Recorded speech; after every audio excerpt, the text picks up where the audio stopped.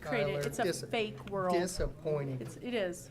How could you do that? Just don't even yield to them. Hello, Mike. How are you? Good afternoon, good. Good. Oh. Yes.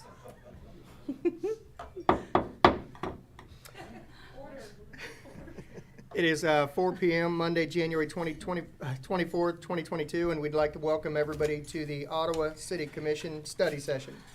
We're going to start with public comment. Do we have any public comment? We do. We have John Cohen registered.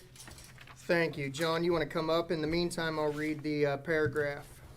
Subject to the above restrictions, persons who wish to address the City Commission regarding items on the agenda may do so as the agenda item is called. Persons who wish to address the City Commission regarding items not on the agenda and that are under the jurisdiction of the City Commission may do so at this time when called upon by the mayor. Comments on personnel matters and matters pending in court or with other outside tribunals are not permitted. Speakers are limited to 3 minutes. Any presentation is for information purposes only, and the governing body will take all comments under advisement. Good morning, John. How are you? Mr. Mayor, thank you. Honorable Commissioners. I wanted to let you know that the Chiefs won yesterday. Okay. I heard that. Yeah, I realize that that word has gotten out, and it's all most people are talking about around town, actually. But I did want to let you know a couple other things, and I think the word's getting out on this too. But once again, Ottawa was selected as a host city for Bike Across Kansas this summer. The bikers will actually be staying in Ottawa the night of June 17th. And we're working with Ottawa High School to be able to host them. And we're also, several people of the city, we're putting together a smaller committee to talk about and work out what we can do to be a good host this summer on June 17th. We already have Travis Marvin signed up for a concert that evening in Legacy Square. And so we're working on what other festivities we can work around that to hopefully get the visitors into the downtown area. We can probably expect about 800 people in town that evening, between 500 and 800. They're a little uncertain how many because, of course, it's had to cancel for the last 2 years, so they don't know if there's going to be pent-up desire to participate or if numbers will be down because of the virus. But at any rate, they're going to be here and could be a potential of 800 people here in our community that evening. We also have later in the summer, in August, Sons of Sterling signed up for a band concert in Legacy Square. One of their big roadies is Commissioner Kaler. It's a local band, and I know she follows them closely as her husband Chad is one of the band members. And the other thing I just wanted to mention is because of the disease and the spread right now, we've moved our annual meeting to March 31st and hope that you're able to participate at that time. We didn't do that lightly. We did it after consulting with a couple doctors and just think in light of the fact that it is what it is right now, it's the life we live in, we have to be flexible, and so we've changed that date. But mostly I just wanted to let you know about Bike Across Kansas because it's a great honor to be selected as a host city. Thank you. Absolutely. Thank you, John. That'll move us on to the items to be placed on the regular City Commission agenda. Commissioners, did you have a chance to look over everything? And do you have any suggestions or updates or anything? No. If not, we will. Is it okay to move that on to the agenda? Sure. Thank you. We're going to start off with item 1, which is the city manager employment agreement. Our city council, Blaine Finch, if you're available. Good afternoon, Mr. Mayor. Good afternoon. Can you hear me okay, everyone? Yes, sir. Well, we never know. We're in a state house, so sometimes, the word gets garbled on the way out of here. So, I believe you're correct about that. well, today it's my honor to present the city manager's employment agreement. As the frequent watchers of the Ottawa City Commission will know, you begin the evaluation process late in the year and then direct me to prepare an agreement for you that reflects the consensus of the Commission after conducting an evaluation of the city manager. And so that agreement is before you today. The agreement extends for an additional year the city manager's contract. It has a raise that is commensurate with what other city employees received as well as an allowance for an additional amount to be placed into deferred compensation that's very much in line with the compensation difference. So this reflects positive evaluation for Richard Neinstedt, the city manager, and your, I believe, desire that he continue to serve as city manager and work on behalf of the citizens of the city and for city employees, and provide the consistent and high quality city management that he has provided for the city to date. And with that, I'll stand for any questions. Commissioners, do you have any questions? No. If not, Blaine, do you need any motion or any movement on that today or anything? Mr. Mayor, I think if you have consensus amongst the commissioners to place that on the next formal agenda, then you'll vote there for adoption of the agreement. All right, commissioners, are you okay with putting that on our next agenda? Yes. Yes. Thank you. Thank you, Blaine. Thank you all. Have a good one. Now get back to work. That moves us on to, we're going to add something in here. It's not on our agenda, but we're going to introduce the new CEO of Ottawa University, Dr. Bill Tsutsui. Are you available, Bill? I sure am. Good afternoon, everyone. Good afternoon. Give us a little overview of what brought you here, and just kind of tell us a little bit about yourself.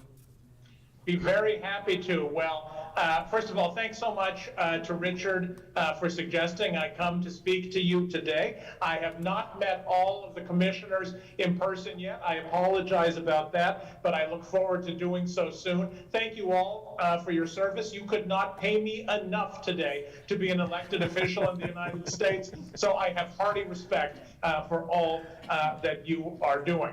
Now, there's probably nothing as dangerous as giving a college history professor a microphone, and I really don't want to lecture you all today, but I just want to make a couple points and then answer any questions that you might have. First of all, I just want to tell you that one of the things that attracted me to Ottawa University was the ability to come back to Kansas. I spent 17 years teaching at KU. It was my first academic job. I absolutely loved it. And when the opportunity of being here in Ottawa came up, my wife and I were really excited. Since we moved here at the beginning of July last year, we have found that really this is just our dream location. I think we've been waiting our whole lives to live in a town like Ottawa. It is just the right size, and it is the friendliest community, most welcoming community we have ever lived in. So y'all must be doing something right, but we feel at home already, and we're looking forward to living here for a good long time. I also want to tell you that I am really bullish on Ottawa University. I know that in recent years there's been a lot of discussion about our campus in Arizona and all the growth out there, but I will tell you that while that is a big story in American higher education, the success of this campus here in Ottawa, Kansas is every bit as impressive. The work that Dr. Wanika has done here is nothing short of phenomenal. We are going against all the trends in American higher education today. Across the country, small rural liberal arts colleges are in decline, but Ottawa University in Ottawa, Kansas is flourishing. As you all know, we had our record enrollment since the 1970s. This year, the parking lots are filled again this fall, despite all the worries over COVID. And we're looking forward to continued growth. So just know that I am a true believer in this campus, and you can look forward to continued investment here in the future. It's not just all going to happen out in surprise, but the growth in the future of this institution is very much rooted here in this community. And third, I just want to say to you, as I look back at Ottawa University's history, I see a school that has succeeded because of partnerships. Our partnerships with the American Baptist Church, with the Ottawa Indian tribe. Recently, of course, our partnership with the city of Surprise has gotten a lot of attention. but the partnership with the city of Ottawa. We grew up together, and that to me is absolutely pivotal to our success going forward. So my message to you is Ottawa University is eager to be a good partner to the city. We want to work with you to find ways to help the university flourish and the community flourish. My email is always on, my door is always open. Actually, not so much today because they're painting the office outside, so the door is closed because of the fumes. But in general, the door is open, and we are always looking forward to ways to partner with the city and the community to make this an even better place for us all.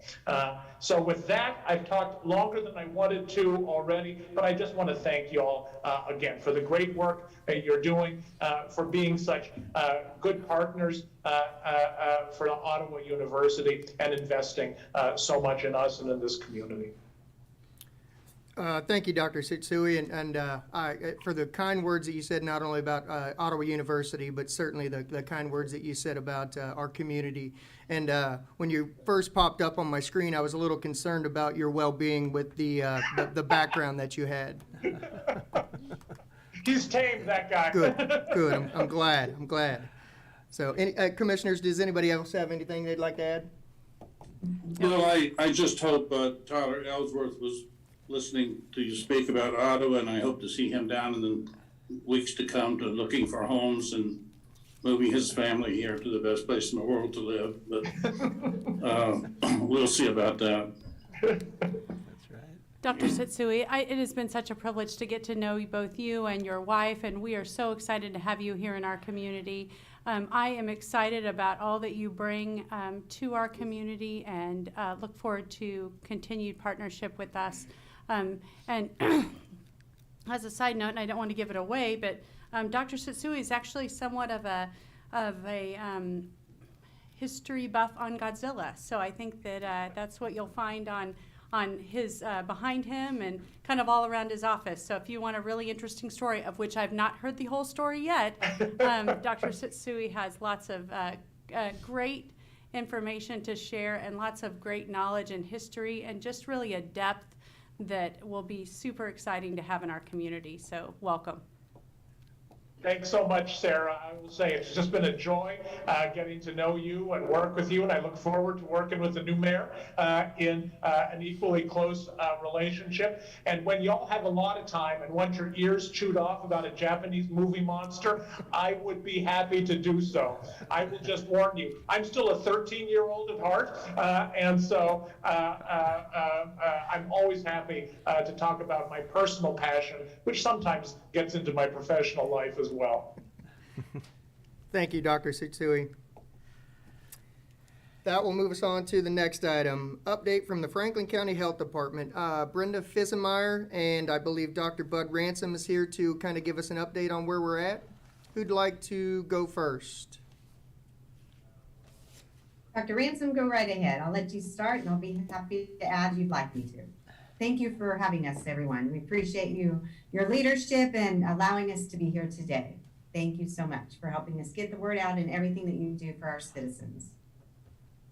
Absolutely, I agree completely with Brenda. I haven't really prepared anything in particular. I think I'm certainly open to any questions. It should be apparent to everybody that the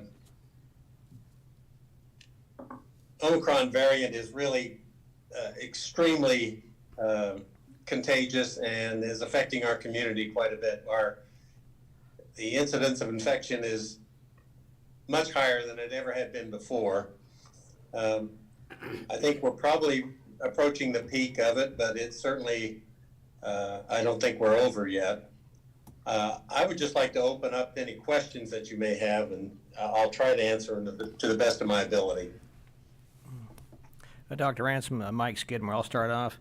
I know it's looking at these percent positive rates, and of course we're breaking all records here in January, but at what rate would you like to see that when we can stop masking at grocery stores and public gatherings? Well, it's previously established that 3 or 4% was a a reasonable number. So we're a long way from. Okay, thanks. But you'd still recommend masking in public, I'm assuming, right? Even more so now? Absolutely. And I don't know that that message has gotten out very well, but it is so true. I would strongly recommend that everybody mask in public. And do we know the percent of the population of Franklin County that's been vaccinated? The last I've seen, it's lower than I would like to see, about 50%. Okay. Actually, Dr. Ransom, I did look that up today on the KDHE. I don't know if you can hear me. Can you hear me okay? I did just look at that. And actually, we have improved. And I also know from my experience from being at the health department, we've done lots of vaccine clinics. For those citizens of Franklin County that's received one dose, we are at 59%. For those that have completed their series, it's at 43%. And we're holding more, 2 more this week, and we're planning for more. Very good. Thank you. So we're improving. So.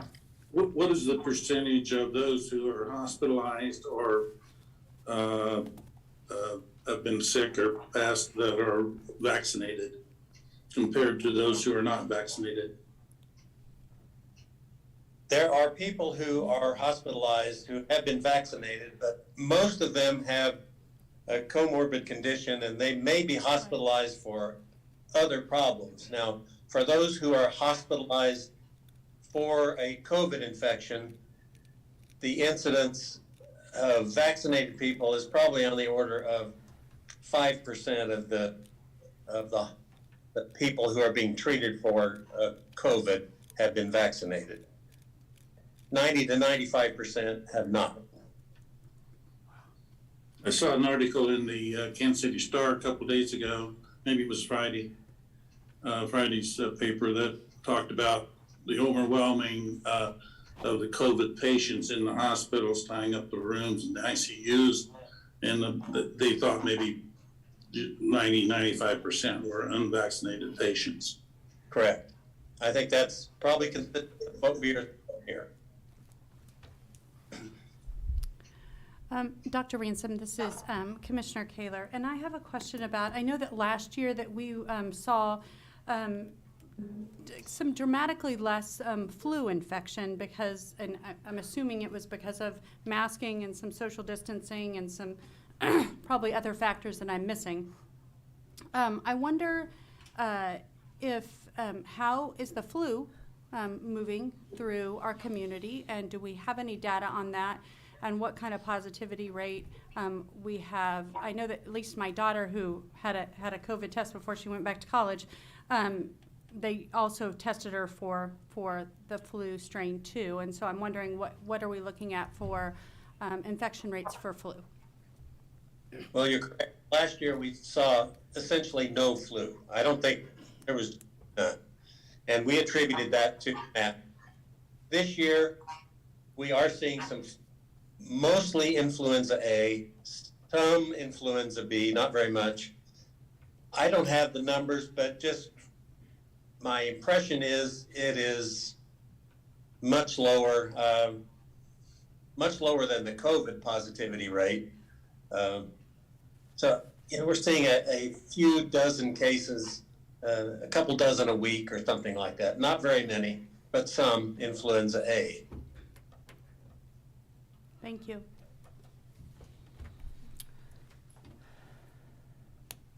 Commissioners, do we have any other questions for Dr. Ransom or Brenda? Brenda, do you have anything you'd like to add? Just again, want to thank you all. And of course, as Dr. Ransom said, we just really encourage all those things that we did when we started COVID, because of course our numbers are the highest they've been, 844 active cases, and we had 490 from just a week ago, so we're 200 cases up. So the more we can do social distancing, try to do Zoom meetings. Thank you for allowing us to do Zoom today. And of course, all those things that we encourage, of course, hand washing, all that kind of stuff, we encourage that as well. But other than that, we appreciate it. And of course, I also want to say that if anybody in the community needs anything or has questions for the health department, feel free to call myself at the health department. or my cell phone, 785-893-3010. We're happy to help and help each in every way we can. And wish everybody well. But thank you. I have one more question. If you know you have been near a person who then later tests positive, should you go get a test positive, or should you quarantine yourself for 4 or 5 days, or what is your reaction if you know someone that maybe you've had lunch with or something that became positive in the next day or so? What do you do? I think it is prudent to quarantine yourself, but the home tests are readily available, and I would encourage a person to do a home test. And if that's negative, then I think it'd be prudent to repeat it in a few days if you want to be absolutely sure. It kind of depends on the timing of, when you were in contact and when you became aware that this person is positive. You can always call for specifics. And I think they're putting our recommendations up here. So there's a series of recommendations for various scenarios, if you're vaccinated or not. Okay, very good. Thank you. Mm-hmm. This is Commissioner Kaler. I have one additional question. I know that, we are looking to get as many individuals vaccinated as we can, and that does include youth. And that vaccine looks a little bit different. And I'm wondering if Brenda could address, are there going to be any youth vaccine clinics coming up? Or if not, where would you suggest that could happen? You bet. We have had 3 of them already and had great success with that. And so we're, again, this morning had a meeting with Aaron and Chelsea, and we're looking at doing some more. And until we're able to get them on the books, because we, again, have 2 this week, and we're trying to do all ages, as you stated. But the great news about Franklin County is that we have wonderful pharmacies that will help us out in those areas. There's Walmart does all ages, so it would include your youth. Of course, for the older, it's also Kramer's, and Walgreens helps as well. And then Dr. Coster also sees younger. But yes, we are definitely doing more planning for vaccine clinics. And again, with the community we live in, we have lots of resources. Does that help answer your your question? Sorry. Yes. Are either of the clinics that are available or that your department is hosting, those are available to youth too? Yeah, we had done 3 of them. We don't have one booked right now because we didn't get very many calls on this last one we did. But we're always happy to try again. But our first 2 clinics that we had for the youth were full. Okay. Thank you. Yep. Commissioners, do you have any other questions? If not, I'd like to thank Dr. Ransom and Brenda for zooming in today and kind of updating the public on where we're at and the situation we're in today. So thank you both for being here. Well, thanks for having. We'll move on to the next item, which is an update from Vive. Travis Colrus, thank you. Regional Vice President from Vive Broadband will be here to discuss it with us. Travis, how are you today? Hey, I'm good, thank you. Good, And good. Well done with that last name. I struggle pronouncing it myself sometimes. So. Well, I'll get one right this year. Yeah, no, it's great. Hey, thanks for having us. We don't get out and do this stuff enough, but I'm joined today with several folks. Paul, first, thanks for inviting us here and giving us an opportunity to come give an update. But I've got Robert Weatherly with me, he's an account executive who sells and talks to businesses, helps them with solutions. Melanie Honish, who is our Vice President of Customer Experience. And Levi here, everybody knows him, our local guy. We gave him the sword today. We say, you run the whole thing down here. He's just wonderful, knows our business extremely well. And then a regional supervisor, Kelly Mudford, that's here with us, and a couple team members probably on the Zoom. But But we want to come and just give you an update a little bit about Vive. A couple of years ago, Vive Broadband joined forces with a couple other companies across the United States, formed forces, and with a mission to improve and grow. And so we have been working on that for the last couple of years, and we've been working so hard on it. Like I say, oftentimes we don't get out and tell our story. And so a couple of things that have taken place here in Ottawa specifically in the last couple of years is that we work on reliability being a key thing. And so we've got redundant paths to the internet in and out of town for Ottawa, so that if one gets cut, because we know it's not a matter of if, it's a matter of when something happens and it gets cut, we have another path to get out so that things stay running. And that's important to us. We've refreshed our generator that keeps things running on our local, we call them a head end. That's where all of our centralized equipment is, as well as battery backup power that carries it for that period of time. And the other thing we've done that we're really proud of is we stood up an internal NOC, or a network operating center. And so we analyze and we report on all of our network equipment across our footprint, and people proactively monitor that. If there's something going on, we go out and solve that stuff proactively versus waiting on a customer to call and say, hey, something's blown up. We don't catch 100% of things, but we have that. And then those folks, they'll pull up a conference call bridge, and they drive whatever issue it is to resolution and bring in people that they need. The other thing we've done along those lines, that's a central kind of an operation, but we have advanced monitoring gear. We have about half of what we want put in. That's stuff that Levi uses. That's part of his truck when he drives around. It collects data. It finds points of weakness that's in our system, whether it's a cracked line or something that a squirrel chews through or something. It picks that stuff up. It reports it to him, allows him to go out and proactively fix that stuff. And so we've invested in that stuff. The other thing is the speed.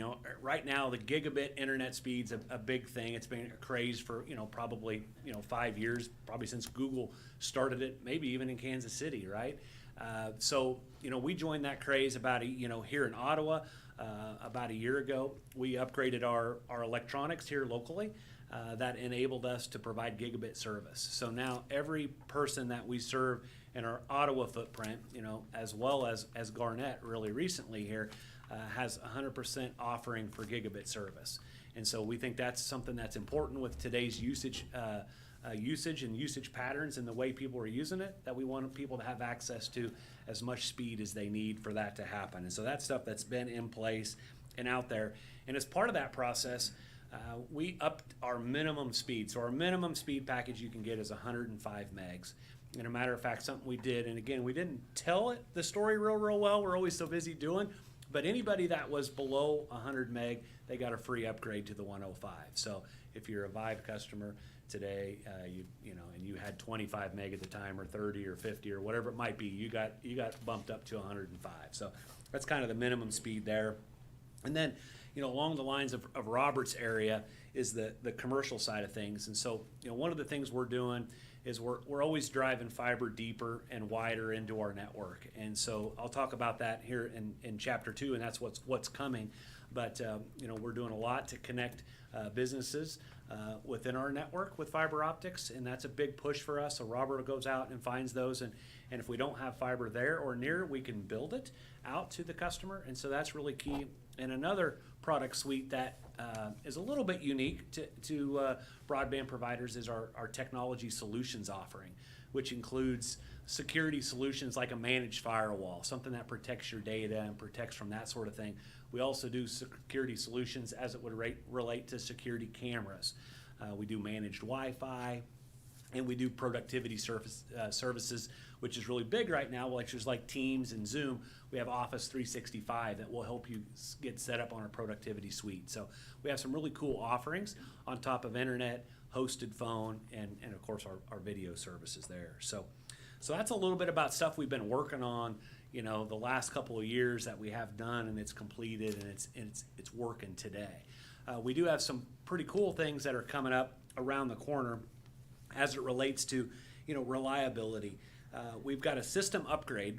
We've got upgrade crews down in Garnett right now, and when they're finished in there, sometime about mid-February, we're going to come and upgrade the system here in Ottawa. And so what that means is we'll replace any aged or old cable that needs to be replaced. We'll update all the electronics to the higher frequencies, which gives us just more capabilities to provide more speed down the road and more product suites. Throughout that process, we will put battery backups in all of our electronics out into the field. Okay, so out and throughout the system, we have power supplies that inject our system with power. And so when the upgrade's complete, if there's a power outage in town, our generators will carry the load at our central office or our head end. Out in the field, we'll have multiple batteries that'll keep it running for 6 to 8 hours out into the field. So if you have a power outage in town, you have a generator at home, your internet, your TV, your phone, all that stuff will continue to work. So that's a big important thing to us. We'll also, through that process, drive fiber deeper into our network. We do fiber to the neighborhood is kind of how our hybrid fiber coax, how our network works. And so as we do that, we drive fiber deeper into the neighborhood, and then we use the coax to get into the home. And so every step of the way, we continue to do that, and that helps us with capacity and those sorts of things, and does that. So one of the big enhancements for this particular upgrade is going to be on the upload speed side. So we already have gigabit on the download speed. Today, our max upload speed is 50 megabits on the coax system. Fiber, we have symmetrical, but on the coax, a hybrid fiber coax, it's 50 megs. But after this upgrade is done, we'll be able to do up to 300 meg upload to any resident customer we do, any commercial customer that's on our network in Ottawa. So that's a big leap forward as it would compare to a lot of other companies. So very cutting edge, advanced technology that's out there to do that, and that will then have the ability to be upgraded eventually someday to symmetrical, all the way up. And so that's what's nice about our network is we can incrementally upgrade it without having to do a complete forklift. And so that's a key thing. And then, adding additional capacity in and out of town, making sure that we have enough bandwidth to go in and out. So we're converting our 10 gig circuits to 100 gig circuits, and so the capacity just grows immensely. And so, we're proud of those particular things. Levi's got some pretty cool tools coming. That's for us, we call it return path monitoring, but it's just a way that we look at noise inside of our telecommunication system. We see noise, and noise is what interferes with, clear communication. And so he'll have some ability to proactively, some new tools to proactively troubleshoot that and work on that. And that just helps with reliability and make sure things run extremely smooth. And so that stuff's going to start, mid-February. It'll take us, a couple of months to get that done. And we'll have that done. And, one thing I do want to report, to Paul and to the commission is that during those upgrades, when we take out a piece of electronics and put in the new one, it will create an outage, okay? And so, the wires come back throughout town, and they come to a centralized place. When we replace that node, that centralized point, anybody connected to that node is going to go down. That might be for 5 minutes. It might be, in a long case, a couple of hours. And then we'll get the electronics back in, get it dialed in, everybody will come online, and then we'll move down the line. And so the folks at the end of the line, they're going to get more outages. The folks that are closer to the center of the hub, if you will, and we've got multiple of those in Ottawa, so it's not just one hub for the whole town, but it will create some outages. That's one of the things we don't like about the upgrade process, but we will have a website for the upgrade that'll talk about the zone of town that we're working in. And so we'll proactively let folks know ahead of time what zone we're working in. And our outages typically happen from 8 to 5, and we'll clear all those outages at 4 or 5 o'clock every day. So before any of the workers are done for the day, we'll make sure that everything's cleared up. And we want to make that process, as painless as possible. The idea being is that there will be like about 1 day, maybe 2, where you experience outages, and by then we should be on to another section of the system and working. So it's not going to be a full week of problems or outages, but there will be those. And so we will work diligently to proactively talk to commercial businesses for those that are affected, and to communicate through the website with the customers, as well as the contact center and other standard forms. But that is one of the things that we'll go through. But again, our contractor will come in, they'll do most of the work. There'll be a lot of those, so they'll concentrate themselves in a specific area to really minimize that downtime for the customers. But when it's done, it'll be stronger, better, faster, and that'll be good for everybody. So Team, is there anything that you can think of that I've left out? All right, did my job. Can I answer any questions? Commissioners, do you have any questions for Mr. Colress? You must have done a great presentation. I got a couple though. Yeah, no, it's Sorry. great. Good. You talked about the system upgrade once they finish in Garnett. When did you think they might be up here to start that system upgrade? I would say, Levi, I think when they're done, I'd say middle of February. Yeah, a couple more weeks down there and then we're moving this way. Yep. And about how long would that take to do the system upgrade? It's gonna take, Pending everything goes smooth, I'd say a couple months, maybe 3 yeah, at most. yeah, our goal would be a couple of months, because we got a bunch of them to do. Can you repeat what Levi said? And the only reason I want you to is because I want you to say it in the microphone so the No, public can hear it. Good point. Yeah, as Levi said, 2 to 3 months at most. So we Thank start mid-February, and we'll push to have it done in 2, but it may, how things go. COVID is one of those things that it hits the guys just as much as it hits anybody, and so that can cause it. But Sure. But the goal is to make it very swift and quick, so. And then I'm assuming, Paul, they can pass some information on to us that we could put on our website, when those outages might occur, so we could inform as many people as possible.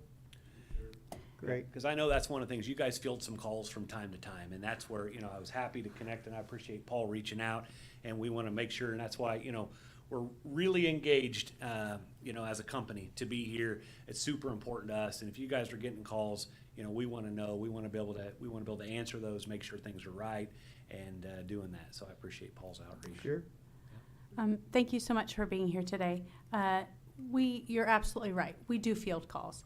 And not only do we field calls at City Hall, but we field calls in the middle of the grocery store. Yes. And content and information that, and I know that you're not here residing in our community, but those are conversations that we all have. And oftentimes those aren't necessarily extremely pleasant to have with others, and they're frustrated. And so I know that you had indicated that you'll be letting the public know about what happens when you do the upgrades. Yeah. Tell me more about where, if the public, if we don't happen to get that information, if the city isn't able to pass it along, where can that information be? So it'll be at Available. vivebroadband.com, and and so they can definitely go there. And I think the website, Melanie helped me out, I think it's /upgrade, I think is what it is. And you go there, and then we list all the towns throughout our footprint that we're upgrading. You click on that, it'll pop up a zone map of Ottawa. We'll have the zones identified, so people know the basic area that they live and where we'll be working, and we'll diligently update that. But yeah, vivebroadband.com, VYVE. So you guys have been Vive for a long time.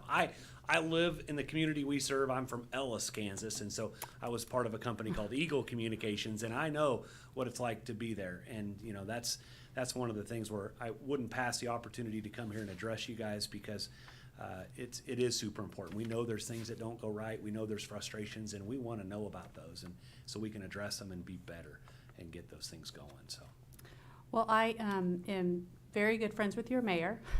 And in Ellis, and in fact, he's on my list to call after this meeting is over. So Very good. I will Dave is- indicate that you are here, and glad that you are here. But yeah, just the more information that we can pass along to citizens, it's always extremely helpful. Yep. And it generally can alleviate some of those concerns. Yeah, and like I say, we do. One of the things that I want to do better at is just communicate this type of thing more, be out in front of you guys, tell the story so that you can hear it, and then also have a channel, Paul, back to us if you get stuff. I mean, I don't care how simple it is. And I was even coaching, the staff a little bit about things that they fight sometimes harder than they should locally. It's like, hey, you need to call me. Like, send me a message. I will help you fight these little bugs that come up and things that happen, that we want to resolve those within minutes, not days, kind of a thing. And so when they do pop up, so I appreciate that. Well, Dorothy in your office is amazing, so she does a She good is job. great. Yep, it's great to see her today. So. Commissioners, do we have any other questions for Mr. Colress? All right, if not, thank you for coming in and updating the citizens and us on kind of where you're at and where you're moving forward. And if I just have one suggestion, I know you mentioned a couple times about Levi changing stuff out 8 to 5. Yeah. If he could do 2 o'clock in the morning, maybe 2 to 3, that'd be better. Yeah, I do that sometimes too. yeah, they do more than you realize probably at 2 or 3 For in the sure, morning. for But I sure. agree, and For it's sure. during the day. It's if it's gonna happen, if it has to be during the day, it's gotta be quick. So, We understand. no, very good. Well, not Thank in you again. February. Nobody Yeah. wants to change at 2 in the morning in February, Right. but you know, in July, That's not so bad. let's hope it's not that far. Other than the mosquitoes. Thank you again. That moves us on to item 4, the Premier Auto Project Plan, the South 59 TIF Tax Increment Financing District. Tyler Ellsworth from Kutak Rock will update us on this. Good afternoon, Mayor and Commissioners. Tyler Ellsworth with Kutak Rock, City's Bond Council. Can you all hear me well enough? Yes, sir. All right, great. Well, I will walk you through items 4, 5, and 6 on your agenda this afternoon. And to do that, what I'd like to do is 3 things. 1, to provide kind of a project overview or recap what that project is. I know we've talked about it at a few commission meetings now, but it would be helpful to remind everybody of what's being proposed here. The second thing I'll do is I'll summarize the economic incentives that have been requested and that we've hammered out an agreement with the applicant for the city to provide here, subject to your approval on February 2nd. And then the last thing I'll do is just walk through what the specific proceedings are that the commission is being asked to undertake at that February 2nd meeting. So I'll walk through each of those points. And before I forget, I should note that Joel Riggs, a representative of the applicant's team, has joined Zoom this afternoon for any questions. So I just wanted to point out that he's joined and he's made himself available if there's anything that I can't answer about the project. So with that, we'll dive in here. As we've discussed, this project is a relocation and an expansion of the existing Victory Chrysler Dodge Jeep Ram dealership at West 23rd Street in the city. The dealership is proposing to relocate and expand their existing facility from West 23rd Street to a property on East 23rd Street, just east of the Super 8.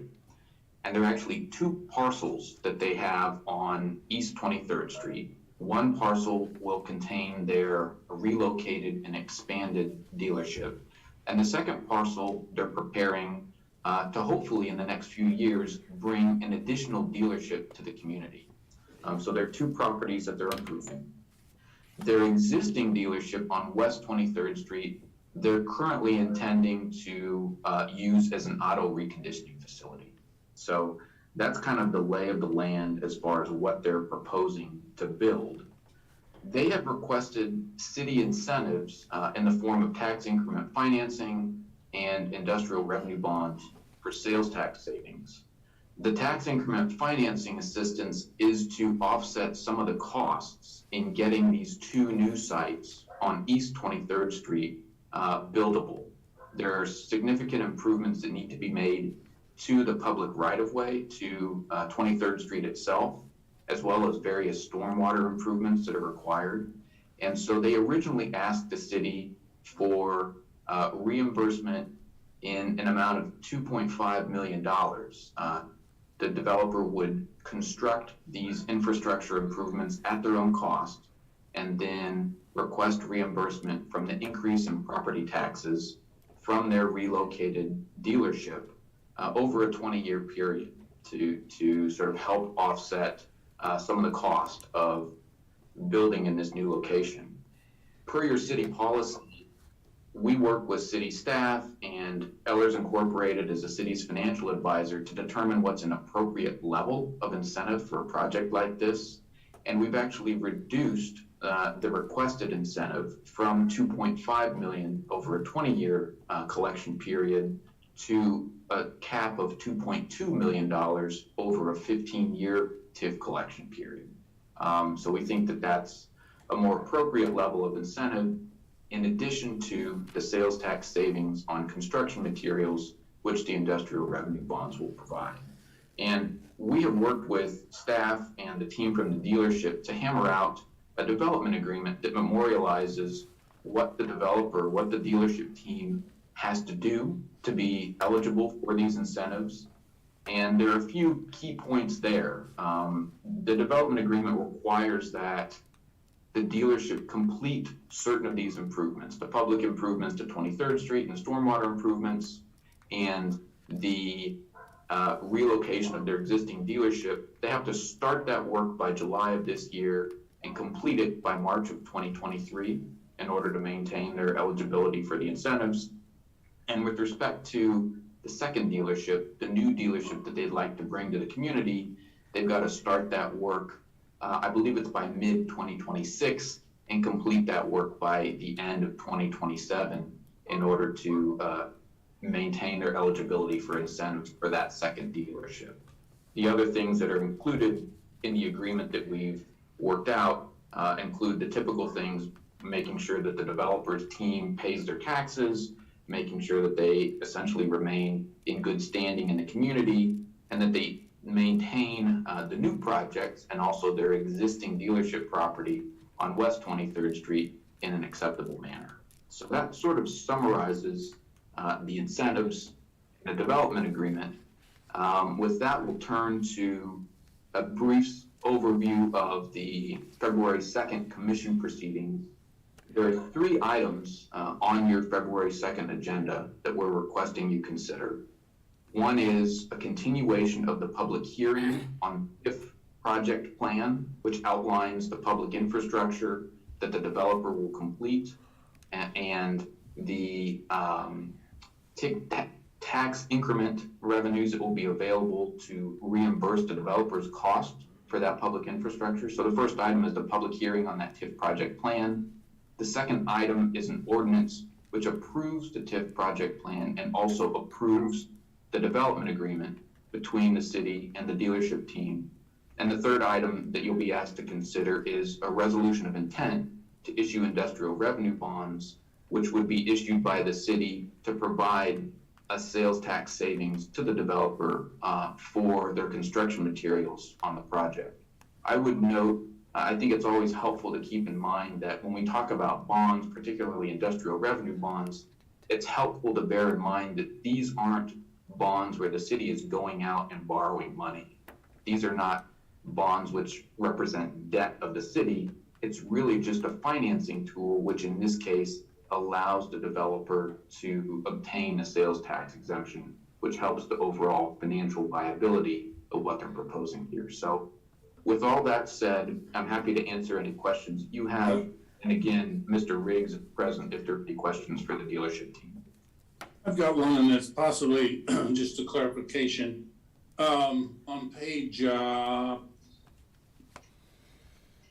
16, I'm just wondering, it says the city will pay 155 to 185 annually. It's expected. Is this a rebate? Will the dealership pay the taxes, and then the city will pay that increase over those base taxes towards the bonding?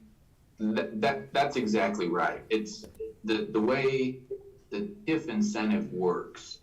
The new or the relocated dealership will increase the property taxes that we need from that property, and so dealership team will pay their property taxes on an annual basis, and a portion of those taxes will be rebated to them to reimburse costs of the public infrastructure. That's right. Okay. And then, yeah, there's just a couple of things. There's some addresses wrong. I'm not sure that you'll probably catch those. There's one of them's referred to 123rd Street, and one of them is on page 22, it's called 123rd, West 123rd Street, and on page 13, it's 508 East 234th Street. Wow. I will take a look at that. I appreciate you bringing that to my attention. I was not aware of those discrepancies. Okay. Tyler, this is Sarah Kaler speaking, and I do have some questions about, just again, to kind of circle back on what Commissioner Wygand had just asked. So this is not a sales tax reimbursement, it is a property tax reimbursement, correct? Correct. Okay, and is there a cap on that? Yes, the total reimbursement from the TIF property taxes is not to exceed $2.2 million over 15 years. Okay. And Tyler, that range on that same page, 155 to 185,000. The reason for the range is we don't know what the county will appraise the property for. Therefore, we don't know the assessment. Is that it? That's correct. Bruce Kimmel has prepared this feasibility study, and the range that he has included there, I think he's built in about a 1.5% annual valuation increase, and that's why it starts out at 155 and goes up from there. Okay. But that's correct. And 15 years is kind of a typical range, isn't it, for other TIF projects? It is. By law, you can go up to 20 years for TIF collections in Kansas. But what we've tried to do from a policy standpoint in the city on this and other TIF projects is limit that, not go the full 20 years, so that those increased property taxes can in theory be returned to the city and its other partners that are taxing jurisdictions to be used as they normally use property taxes. Okay, so if the payments come in to 2.2 million on year 14, we're done? That's correct.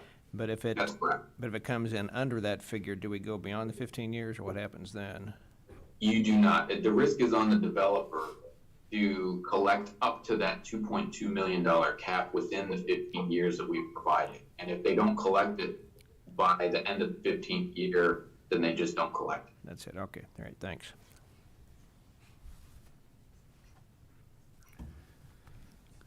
Commissioners, do you have any other questions for Tyler? Tyler, how would you like us to proceed? I mean, I see you've had, I don't see on here where we're moving the public hearing on, but certainly I see the approves the TIF plan and agreement, and then the resolution of the intent for the IRBs. Yeah, I would request that you place the ordinance and the resolution of intent on your February 2nd meeting. I know that it may be helpful, and we've moved in the direction of having items like this considered at 2 study sessions. So I'm happy to appear a week from today to just provide a brief recap here, maybe not quite as in-depth as we have, but allow for additional questions, additional follow-up. But I would ask that you put the ordinance and the resolution, at least plan on having those on your February 2nd. Commissioners, how would you like to proceed? Before we move forward, can I ask one additional question from Tyler? Pardon me, I'm sorry. But Tyler, how are construction costs defined? Well, that is a very good question. There's certain costs that are eligible under the TIF statutes, and really those relate to costs for public infrastructure, costs for certain private infrastructure, in some cases land acquisition. But the development agreement itself narrowly defines costs that the developer can seek reimbursement for, and limits those costs to the public improvements for 23rd Street, the stormwater improvements, and certain soft costs such as surveying or engineering costs, things like that. We really try to limit what it is we're reimbursing, both to comply with state law and also to make sure that from a policy standpoint, we as staff and your consultants are comfortable recommending that this is an appropriate deal for this. Thank you. TIF can be used for also parking lot and signage, right? Just not construction of the building. That's correct. That's correct. And in this case, we're not using the TIF in that manner, but that is allowable under Kansas law. Thank you. Tyler, do you have anything else you'd like to talk about with adopting the project plan or the intent to issue the IRBs? I don't think so. I think we've touched on everything that is sort of critical to both of those steps. Thank you. Commissioners, how would you like to proceed? Do you want to set it up for on our agenda? Just kind of a brief overview like Tyler suggested for next week? Are you talking for our study session, you mean? I'm or- sorry, yes. Yeah. Next Yeah. week's study session. Yeah, I like seeing our study session, I guess, kind of fix some of those cosmetic errors that Tom noticed. We don't want to have a TIF district down in Richmond, Kansas, doesn't look like, so they may not like that. But anyway, yeah, you can do those, and we'll look at it next Monday. That sounds good to me. Sounds good. We'll move those items on to next Monday's study session. Tyler, thank you. All right, thank you all. That moves us on to item 7, continued discussion of the fire engine replacement. Chief Matthias, and if need be, Finance Director Melanie Landis will let us know what's going on with All right. that. Good afternoon, Mr. Mayor and Commissioners. To recap, kind of have it in front of you. So 2 weeks ago, we came to you and kind of described why we need a new fire truck and kind of the steps of how we've taken so far into to obtain that truck. Since those 2 weeks, we've kind of had a reevaluation of how we're going forward. And one of the main vendors we've been working with, they've increased their build-out time to 20 months. And also their prices went up pretty dramatically coming up here in the next week or so. So we're going to go back to look at a couple more vendors. We've have a couple that we've been talking to. We're going to reach out to some more. So we're still in the process. We're still needing the truck. We don't want to lose any momentum, but we've kind of taken a second look at the options we have out there. So really hoping that we could have gotten the one that we had been talking with for quite some time. But as a fire chief, I can't stand up here and say I'm going to wait almost 2 years for a truck and it goes up $70,000, and so we're just going to regroup and go to plan B. What other brands are there out there, Chief? I guess. Oh, there's multiple, but the big three are like Pierce is what we currently have. Yeah. E1 is built in Florida. Sutphen, Stuphen, and we're really looking at Spartan, Spartan. Okay. And there's probably 100 different vendors out there, but those are the big ones. 3 or 4, yeah. Okay. Yep. So, any questions on? Have we used either of those vendors besides Pierce? That's the only one I'm familiar with, Pierce. Yeah, we're looking at those top 4. I mean, have we purchased one from any of those others before? No. I didn't know if we had before. American LaFrance was big back in its day. Oh, I It's remember that. since, mom and pop type of businesses went away. Yeah, our big provider was Pierce. Commissioners, do you have any other questions for Chief? Chief, I have one, or maybe even, if we change vendors, do we have to change procurement vendor? No, so all these vendors that we've talked about are in that HGAC procurement. So we're not starting all over? Yeah, that's Good. really standard across the board on those big vendors going with. And there's multiple procurement companies. This is just one that's the fire service seems to use a lot. Okay. So. Thank you. Mayor, if you don't mind, I might Sure. just add that as we are continuing to look for the vendor that's the most appropriate for the purchase, we're also continuing on the financial side. And so we all agree that it's still the right move to move forward with this process, and our chief is moving forward with finding the right vendor. Also, at the same time, we're evaluating all of the options on the best way to move as far as lease purchase goes. There are a couple of different options, both through the vendor and through local banks. So we're evaluating those at the same time. So we do want to continue to see this moving forward. So we're going to keep doing that kind of work on the back end. So when we are ready to bring that to you to pull that trigger, then we'll be ready to go. Thank you. One more comment. The demo has been brought up numerous times, and we are looking for demos out there. They're just really hard to come by, especially when you're looking 20 months out to, get a new truck. I might be retired by then. So you never know, I want to see it come to town, but you never know. So it's kind of hard to commit to a truck that's 20 months out, and we need it today, really. And so that's where we're at. I'm not willing to set 20 months and wait for a fire truck. Some of the ones we are talking to are right around that year build, which is common. That was before pandemic, and that's custom trucks about a year out. But we have looked for a demo with no success. Do any of these vendors bring the demos down here to see? They got them all across the country, but they're dwindling really fast just because of the build time. I mean, other cities, and you talk about, let's go with Wichita, they order 10 pumpers at a time, you know, and so just kind of hard to compete with those kind of numbers. But yeah, they come through town. As soon as and we've had some interested come through town and just trying to find the fit for Ottawa. Do they bring demo trucks? Yeah. And the reason I ask is I had somebody ask me recently if we'd already got the new truck because they thought they'd seen one or possibly more new trucks that parked in front of the station the other day. Some of that is volunteers, volunteer departments. We've had a few fires and they come in and man our stations and stuff. So I don't know what they particularly have, but there could be some different trucks. And they go up, I-35 is the delivery route. So they could swing through town, show us. Drop one off?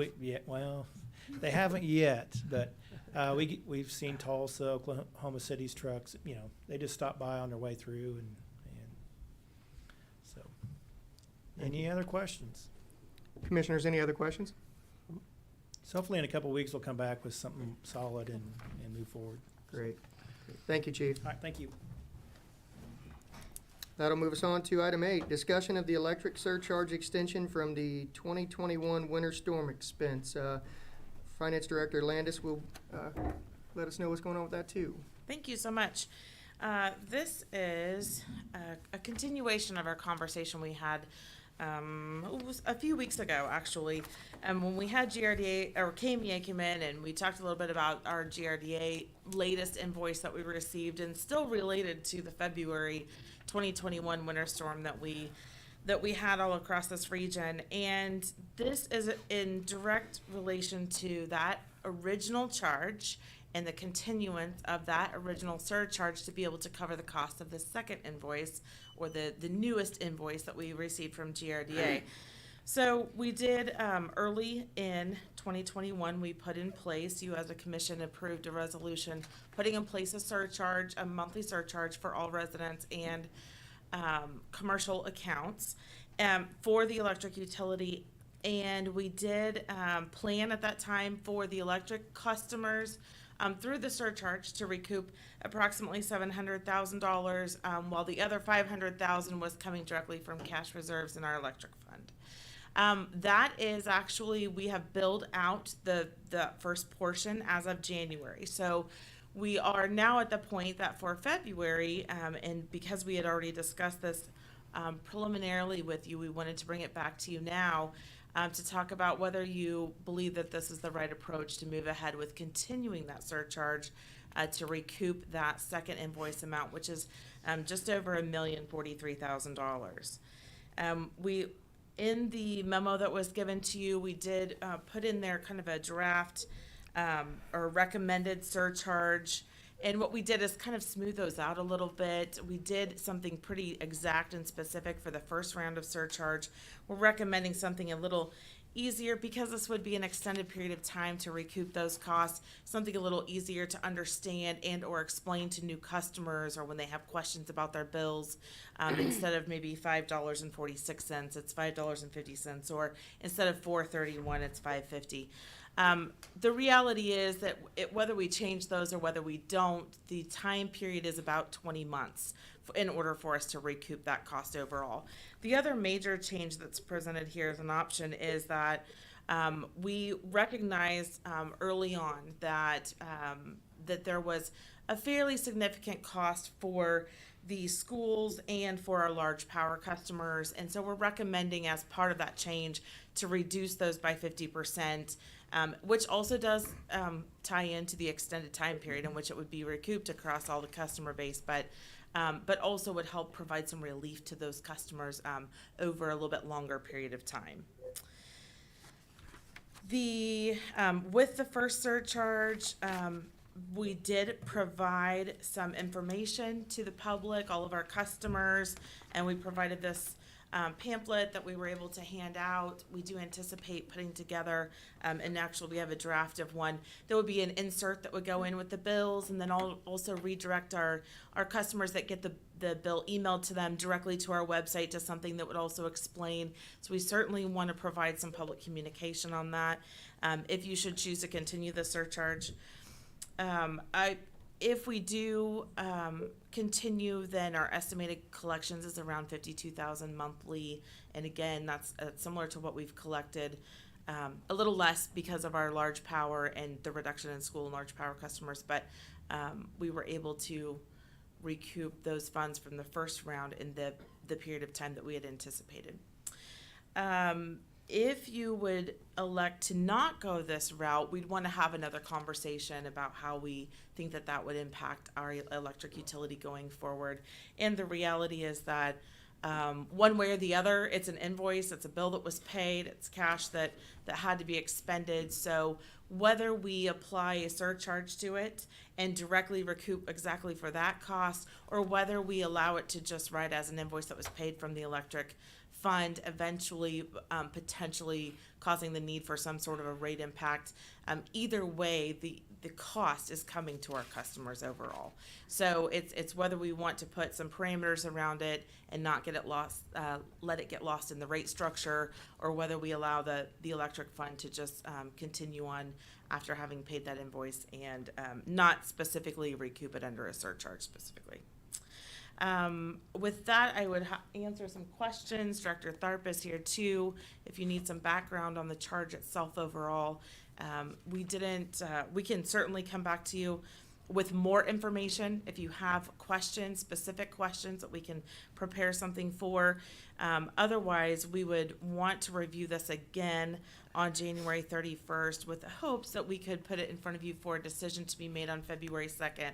We feel that it's important that if we're going to continue the surcharge, that our customers don't see the fluctuation in their monthly bill causing concern and questions for them as well as for our city staff.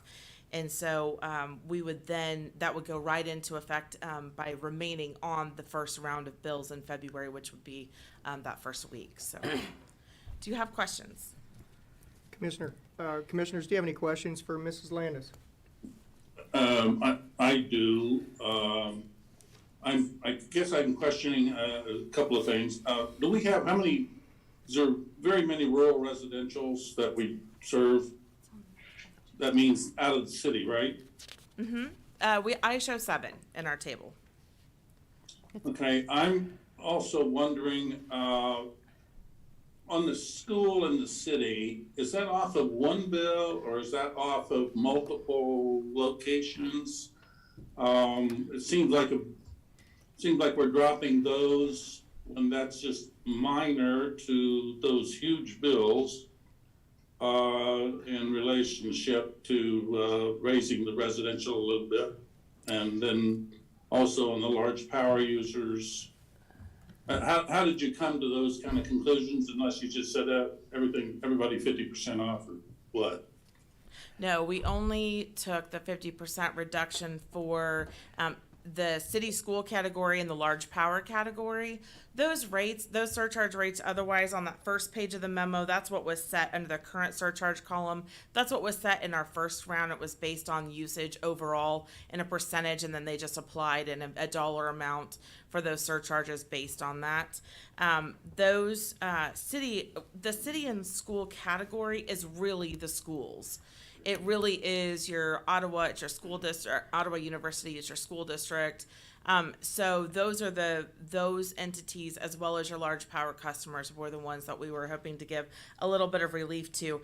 The schools were $120 a month surcharge, and that's for each one of their locations, their bill overall. And then the large power customers, for each one of those bills, they were at $287.15, and so we were just recommending to drop those to $145, just hoping to provide a little bit of monthly relief to them on their utility bill overall. And again, we don't have to do that. It's just a recommendation, and so we can certainly determine where you would like for those to be set. And so are we looking at more than 20 months to recoup what we're looking for then? And do we know how long it will take to recoup at the recommended rate? At the recommended rate, I believe it's going to take 20 months. Oh, at 20. Mm-hmm. So there's, on the second page of the memo, I provided a monthly column and an annual column, and then the total cost, taken times the 20 months.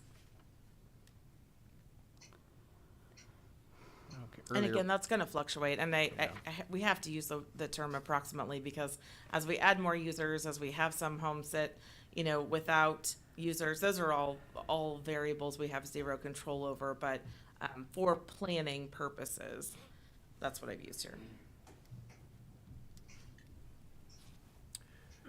Commissioners, any other questions for Ms. Landis?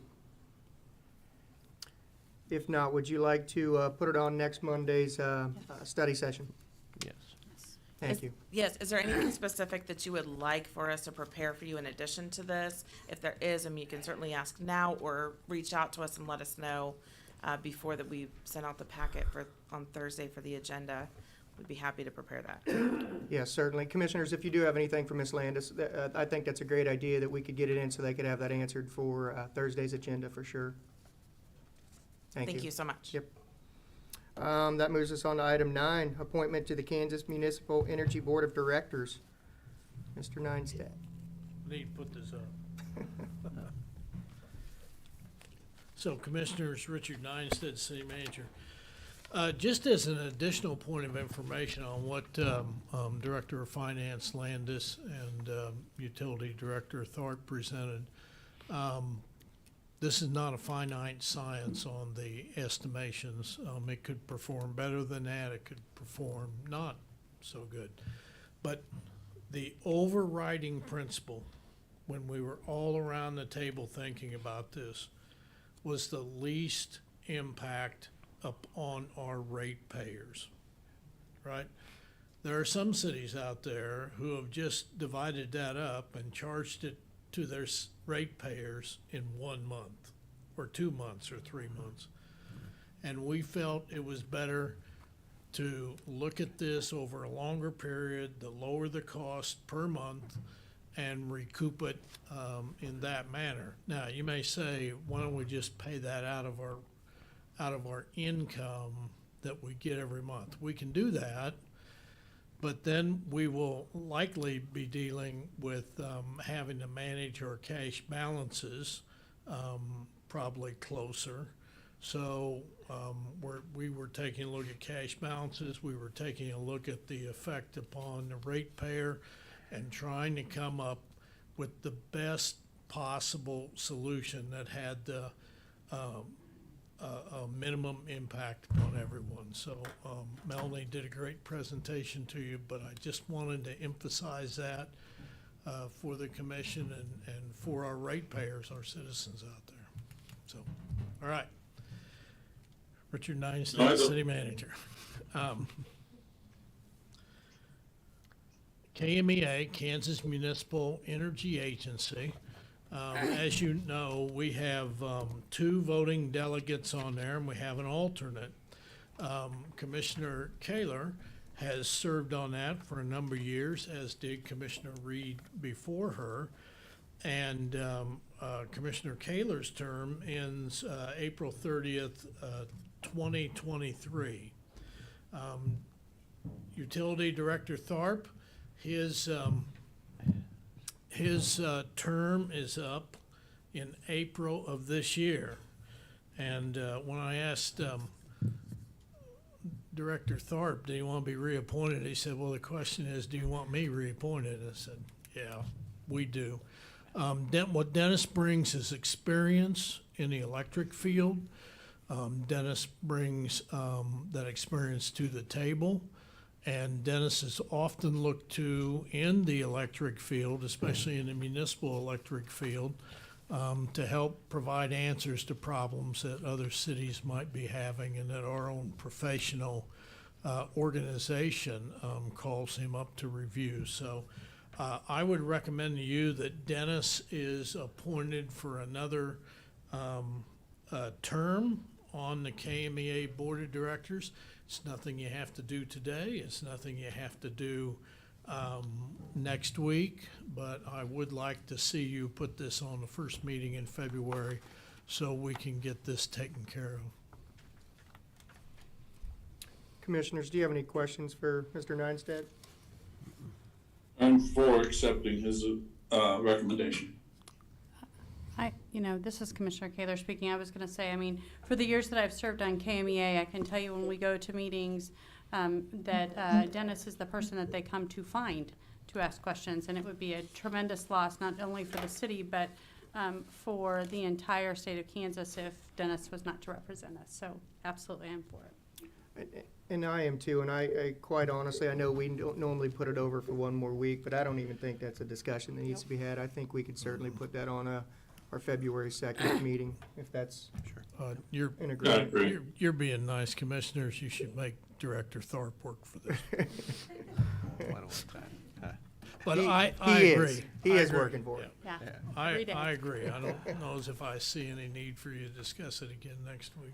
I guess the only question I'd have is, Mr. Tharp, with your double duties here at City Hall, will this, is that gonna be too much, or is that gonna be, meetings aren't that often? I've been a member of KMEA and on various committees. I still serve on the executive committee, the joint board.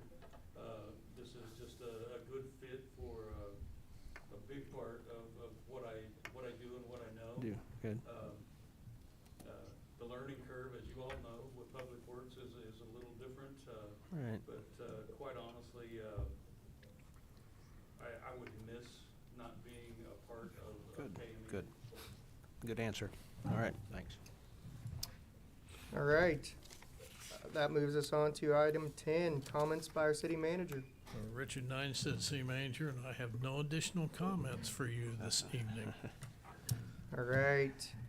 That'll move us on to item 11, reports by city commissioners. Before we get to the reports, let's go over the commission board assignments for 2022. I know some of them we can kind of fill in. Looks to me like Chamber of Commerce is traditionally the mayor pro tem, so Commissioner Skidmore, you okay with that? I'm doing. I'm gonna wipe the slate clean, by the way.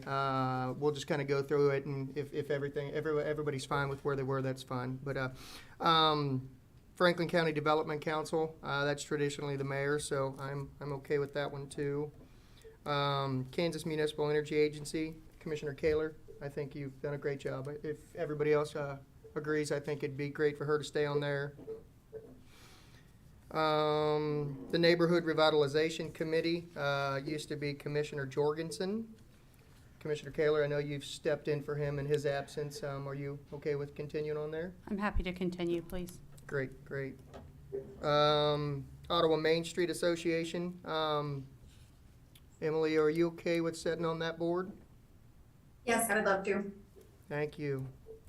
The Library Board. Mayor is ex officio, so I will, I'll take over that one. Commissioner Kaler was on there last year. If I get in trouble, I'll yell at you, okay? I'm For happy some to help. Thank you. Airport Advisory Board. Would anybody like to take that one over? It was me, but I got a few other responsibilities now. Nobody ever jumps on this one, and if Mike was here, he'd be offended. Dennis is here and he's offended, so Okay. if that helps anybody make the decision. That's right. By proxy, right? Do we want to skip that I- one and maybe go I'm- through a few others? Well- I'm happy to serve on that. I was trying to figure out if I had a conflict or not, but actually, I need to step back because I think that eventually there probably will be there could potentially be a conflict. You know, I wouldn't mind serving on that. Do they do Zoom meetings? Because I'm gonna, as you know, be traveling and out several times this year. But I plan to Zoom every meeting. I don't know if they do that. Tom, I'm not sure. Zoom, it has not been the most efficient Right. process. Yeah, the last time, and maybe that's my elementary internet knowledge, but the last time I tried to get on a Zoom meeting for the Airport Advisory Board, I wasn't able to attend it. So, I mean, you could certainly try. If not, reach out to somebody for some help. Well, Tom, I do know that the Prairie Paws does Zoom, so I'll trade you that for the Airport Advisory Board. And a draft pick, and a first-round draft pick next year. Yeah, and a player to be named later. Later, be named later. I can do that. I've served on Prairie Paws before, and it's good. And I'll take the airport. Sounds good. Okay. All right. That leaves us with the Ottawa Memorial Auditorium Advisory Board. Did you say you might have a conflict? I would take that one if no one's available for it. Yeah, thank you, Commissioner Graves. What was that And then, again? That was, Ottawa Memorial Auditorium Advisory Board. gotcha. That leaves us with Play Task Force. I I'm can happy do- to help with Play Task Force if Commissioner Skidmore, I didn't know if you wanted to no, no. remain on that. You wanna since it's Play Task Force, you guys wanna play Pig real quick and see who Yep. wins? He'll win. All right. So which way am I going? You good? You got enough, Sarah? Well, you got, I don't want to overload you, Sarah, so what you decide. I can do that. It's only usually about 1 or 2 meetings a year on that anyway. Go right ahead, All Commissioner right, Skidmore. I'll do that. Play task All force. right, that was somewhat painless. All right, that's that. We'll move on to Commissioners' reports. Commissioner Kaler, None at this time. thank you. Commissioner Graves, I have no report. thank you. Commissioner Wygon, I have no report. thank you. Mayor Pro Tem Skidmore, And I hope it's not too late, people still watching or listening, but I just think with this COVID cases going on and see these numbers, I just want to encourage people to mask up if they out in public. Seems like I don't see people masking up much at the grocery stores. Wherever I go, it's only about maybe a third or a fourth of the people, and so I just want to encourage everybody, let's get over this thing, and let's mask up so we're not spreading it one to another. Hopefully we'll get this wrapped up before spring gets here. And also, as far as the vaccinations go, it's disappointing to see the numbers here in Franklin County. I don't know what the hesitation is. It doesn't make sense to me. The science tells us the amount of people in the emergency rooms should be enough, I would think, to convince everybody to get vaccinated. So please get out there, get vaccinated, check with the Franklin County Health Department, figure out how to get that done and where to, and let's beat this thing. You're betting your life against science. Yeah, you're right. thank you. That moves us on to the report by Mayor. I don't have any report, so we'll move on to the announcements. We have our January 26th League of Kansas Municipalities Local Government Day. That'll be at 2 p.m. in Topeka. Then our study session next Monday at 4, January 31st. And then we have a regular meeting February 2nd. And our study session February 7th, along with our commission retreat with John Devine. Is there anything else that would like to come together?